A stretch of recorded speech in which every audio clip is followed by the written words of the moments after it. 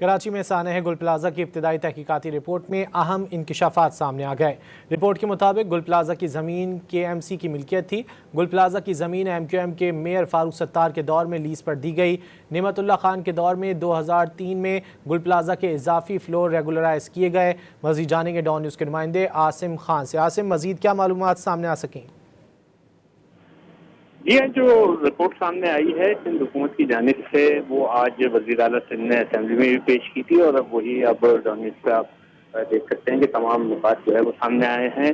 1800 کی دہائی میں جو ہے یہ 99 سال کی لیز پہ دی گئی تھی، اور پھر 1983 میں اس کی لیز جو ہے وہ ریوائز نہیں کی گئی، بلکہ اس کو گل پلازہ کو تعمیر کی اجازت دے دی گئی، جس پر 7 سال تک اس کی تعمیر ہوئی، اور اس کے بعد اسے جو ہے لیز دی گئی، اور پھر مختلف میئرز کے دور میں جس میں نعمت اللہ خان اور جماعت اسلامی کے ایک اور میئر اور جو ہے MKM کے میئر فاروق ستار کی دور میں جو ہے اس کو لیز دی گئی، اور تمام ڈاکومنٹ جو ہے وہ سامنے آ گئے ہیں۔ تاہم تفتیش جو ہے اس بارے میں جاری ہے، اور وزیر اعلیٰ سندھ کے ترجمان کا کہنا ہے کہ تمام رپورٹ جو ہے انکوائری میں پیش کی جائے گی۔